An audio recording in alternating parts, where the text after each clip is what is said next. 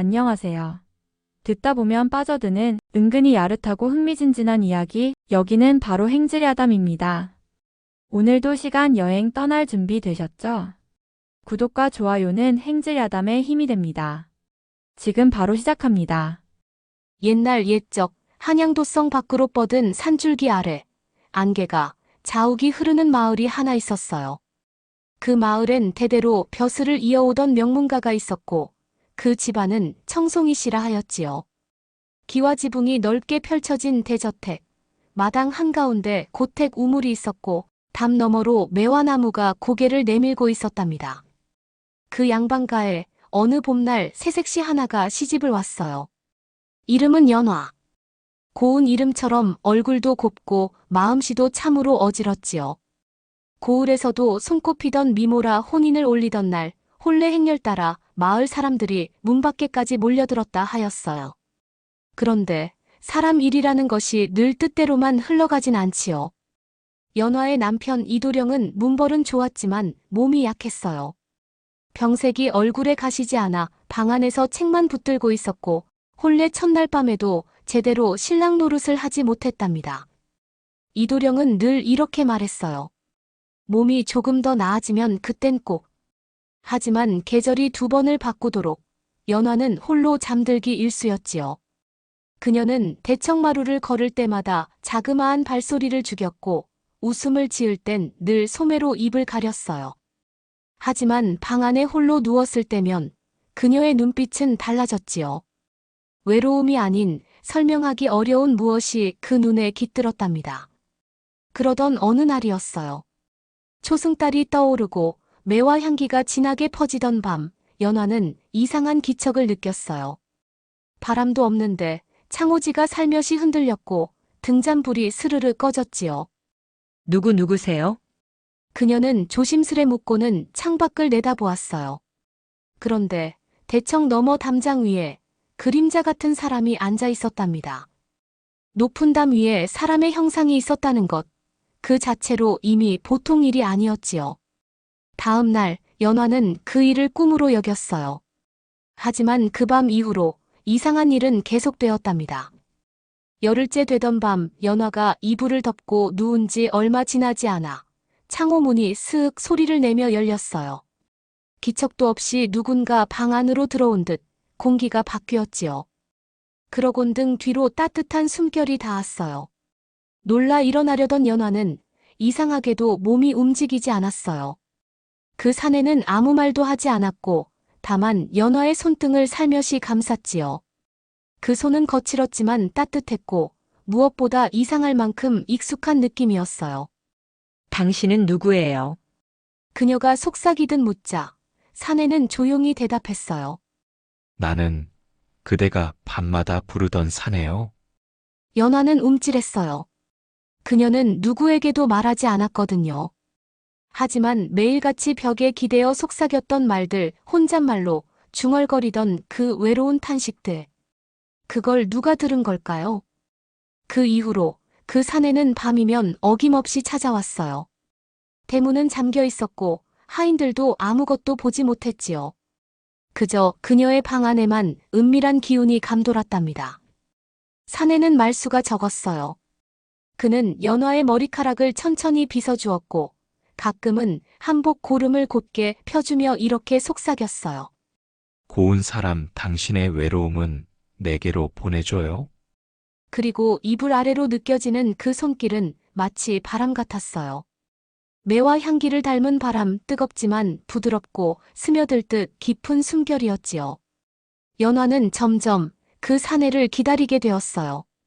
이도령은 여전히 병상에서 기침을 했고 종종 약방에서 들여온 약탕 냄새가 집안에 퍼졌지요. 하지만 연화의 방 안에서는 다른 향기가 돌았답니다.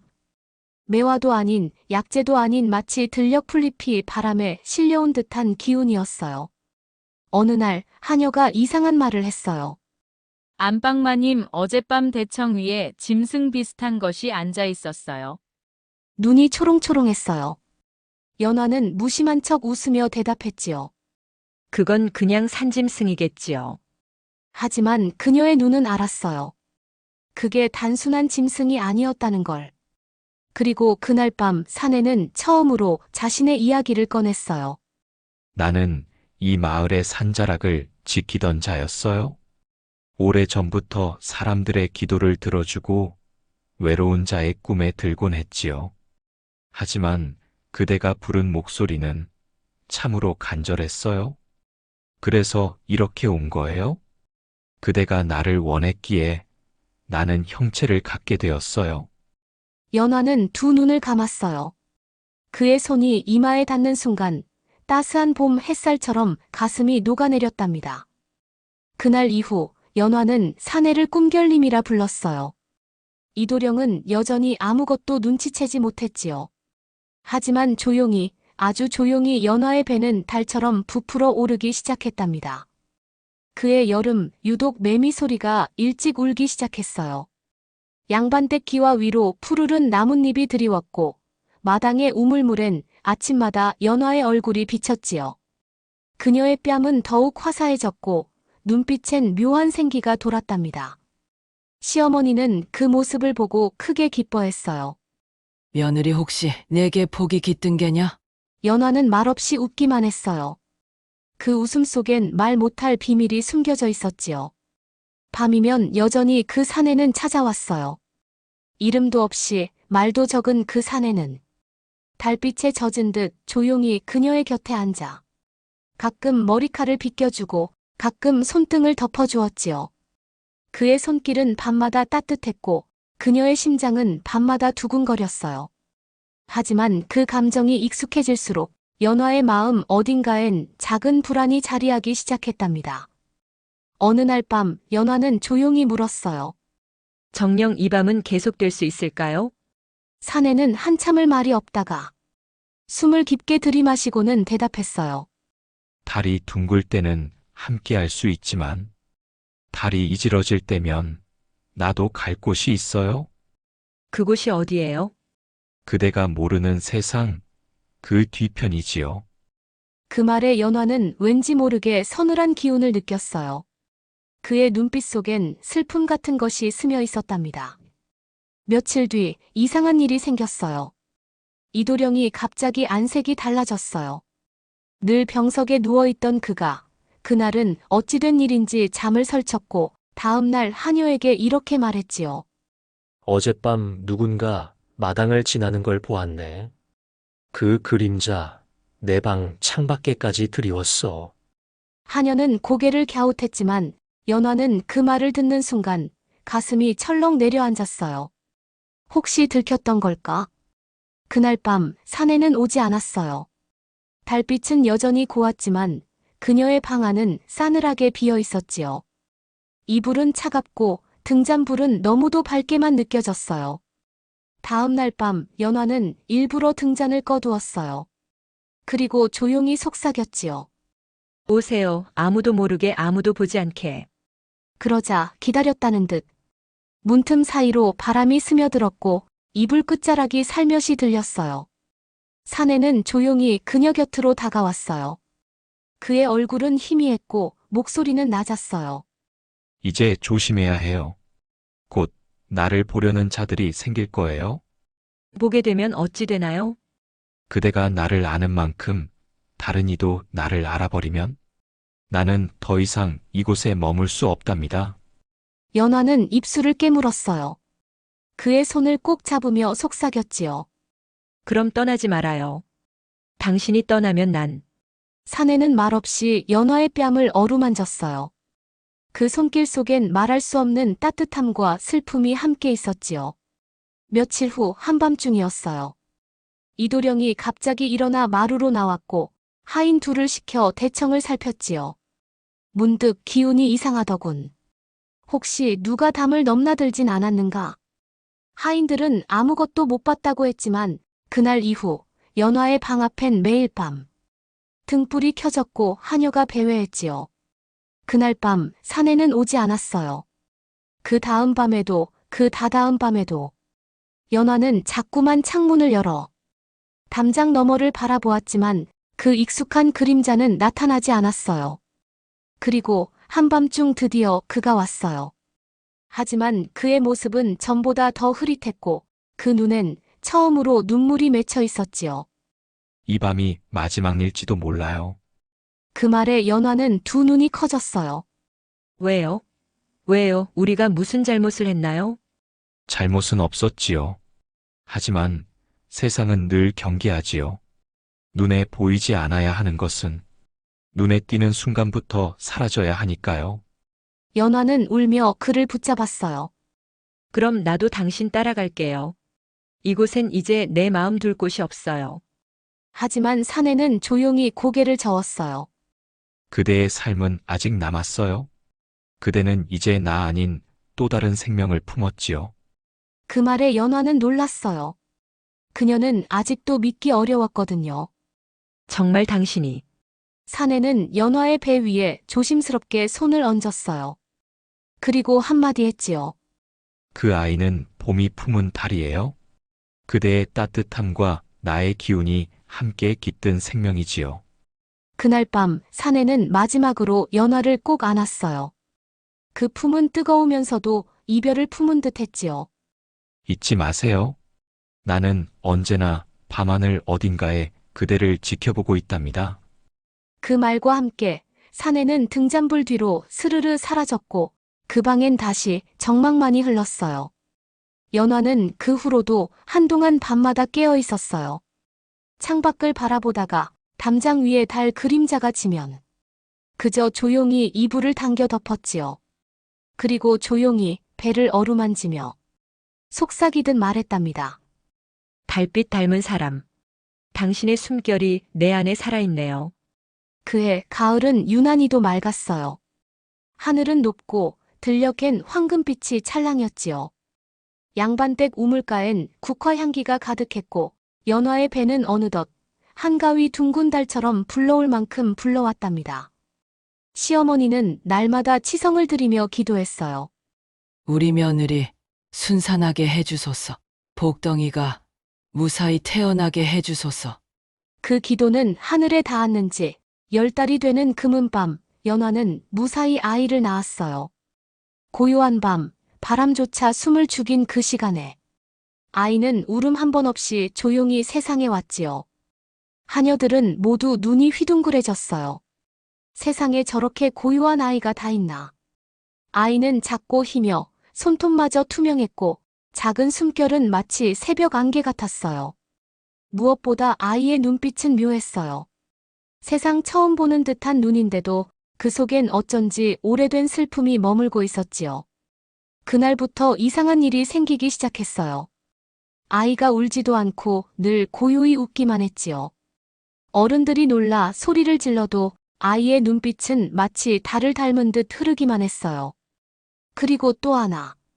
그 아이가 있는 방에선 늘 은은한 향이 났어요. 매화가 피지도 않았는데 마당을 지나 대청을 오르기만 해도 가슴 깊이 스미는 향내가 퍼졌지요. 시어머니는 그걸 보고 말씀하셨어요. 이 아이는 귀한 복을 타고났구나. 아무래도 하늘이 보내신 듯하네. 하지만 마을 사람들 사이엔 다른 소문도 돌기 시작했어요. 밤마다 그 방에 달빛이 유독 밝다더라. 웬 그림자가 창밖을 맴돈다더라. 아이 눈이 사람 같지 않다더라. 연화는 그런 말을 듣고도 말없이 웃기만 했어요. 그녀는 알고 있었지요. 그 모든 것이 거짓이 아님을. 어느 날이었어요. 아이를 안고 마당을 걷던 연화가 문득 담장 너머를 바라보았지요. 달빛이 번져 있던 그 자리에 예전처럼 그림자 하나가 앉아 있었어요. 바람도 없고 하인도 없던 그 순간. 분명히 그가 있었지요. 연화는 조용히 속삭였어요. 꿈결님 오셨군요. 그림자는 대답하지 않았지만 매화 향기 하나가 바람에 스쳐 마당으로 들어왔고 그 향기는 아이의 얼굴을 지나 연화의 뺨을 스치고는 하늘로 사라졌지요. 그날 밤 연화는 아이를 안고 등잔불 아래 앉아 말했어요. 너는 이 세상 사람과 조금 달라. 하지만 부끄러워하지 말아라. 너의 아버지는 달빛 속에 살던 사내란다. 그 말에 아이는 웃지도 울지도 않았지만 작은 손을 뻗어 연화의 손끝을 가만히 잡았지요. 몇 해가 흐른 뒤 아이는 말없이도 마음을 읽는 아이가 되었어요. 어른이 기침만 해도 물동이를 챙겨왔고 매일 밤 같은 시각엔 연화 곁에서 달을 올려다보았지요. 어머니, 오늘도 달님이 아버지예요? 그래, 달은 언제나 널 보고 있단다. 그럼 아버지는 슬플까요? 어쩌면 늘 그리움으로 널 안고 계시겠지. 아이는 고개를 끄덕였어요. 그리고 이윽고 한마디 했지요. 그럼 나도 달처럼 살래요. 멀리 있어도 따뜻한 사람이 될래요. 연화는 아이를 꼭 안았어요. 그리고 아이의 머리맡에 조용히 속삭였답니다. 이 세상 사람들은 모를 거야. 하지만 나는 밤마다 기다렸단다. 달빛 아래에서 너를. 그날 이후 연화는 달이 뜰 때마다 마루에 앉아 조용히 눈을 감았어요. 그녀의 뺨엔 바람이 닿았고 심장 어딘가엔 여전히 남겨진 온기가 꿈틀댔지요. 사람들은 그녀를 달그림자 며느리라 불렀고 그 아이를 달씨 아기라 불렀답니다. 그리고 그 집안은 대대로 눈빛이 깊고 향기를 지닌 자손들이 태어났지요. 마치 한때 달빛을 품었던 그 밤의 사내가 때를 이어 그 기운을 남긴 듯이요. 세월은 조용히 흘러 어느덧 연화의 머리에도 눈꽃 같은 흰실이 내려앉았어요. 그녀는 더 이상 앳된 며느리가 아니었고 집안의 중심이 되어 자손들을 돌보는 어른이 되었지요. 하지만 누구도 알지 못했어요. 그녀가 해마다 음력 보름이면 혼자 마루 끝에 앉아 달을 보며 속삭였다는 걸요. 꿈결님 잘 계신가요? 그 목소리는 바람 속에 섞여 멀리 어디론가 흘러갔답니다. 연화의 아들 달씨는 고을에서도 이름난 총명한 사내가 되었어요. 5살에 천자문을 익히고 10살에 고을 수령의 눈에 들어 관아에서 공부를 했지요. 하지만 그는 벼슬길엔 뜻을 두지 않았어요. 어머니, 나는 남의 이름으로 살고 싶지 않아요. 나는 내 아내 소리를 따라 살래요. 그 말에 연화는 아무 말도 하지 않았어요. 다만 눈을 감고 마음속으로 그 밤의 사내가 웃고 있을 것을 떠올렸지요. 20살이 되던 해 달씨는 호련히 집을 나섰어요. 어디로 간다고도 말하지 않았지요. 이 세상 어디엔가 내가 머물 곳이 있을 거예요. 그날 밤 연화는 마루 끝에 무릎을 꿇고 앉아 등잔불을 끄고 조용히 중얼거렸답니다. 당신이 지켜주세요. 그 아이는 당신과 나의 숨결로 태어난 아이예요. 그 뒤로 수십 년이 흘렀어요. 양반댁은 여전히 크고 번듯했지만 연화는 이제 방 안에서만 지내는 늙은 노인이 되어 있었지요. 하녀들은 그녀가 밤마다 혼잣말을 하는 걸 들었어요. 달빛이 오늘은 조금 였구나. 그래도 따뜻하네. 오늘은 오실지도 모르겠네. 누군가는 그녀가 노망이 들었다고 수군댔지만 어느 하녀 하나는 속으로 생각했답니다. 마님이 기다리는 그 사람 정말 있는 걸까? 그러던 어느 날 연화는 말없이 방문을 열고 마루로 나왔어요. 그날은 음력 보름이었지요. 달은 하늘 한가운데에서 그 옛날처럼 환히 빛나고 있었어요. 연화는 그 빛 아래 앉아 오래된 무명 치마를 곱게 여미고는 조용히 눈을 감았지요. 그날처럼 당신이 와줬으면 해요. 그리고 그 순간 기적처럼 바람이 일었어요.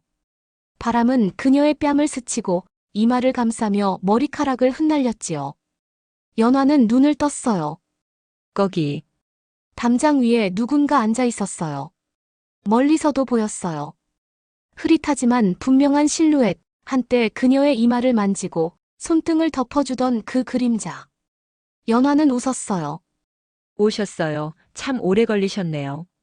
그림자는 말없이 고개를 끄덕였고 그 눈빛엔 젊은 날의 그 따뜻함이 여전했어요. 그 아이는 잘 자랐어요.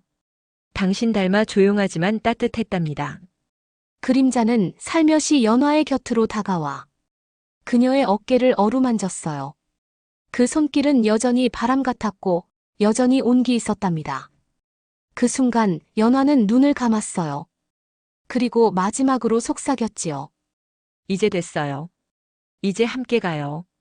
달빛이 그들을 덮었고 한 줄기 향기가 남아 마당을 지나 대청으로 스며들었지요. 그날 밤 연화는 잠든 듯 조용히 세상을 떠났고 아침이 되어도 마치 꿈을 꾸는 얼굴이었어요.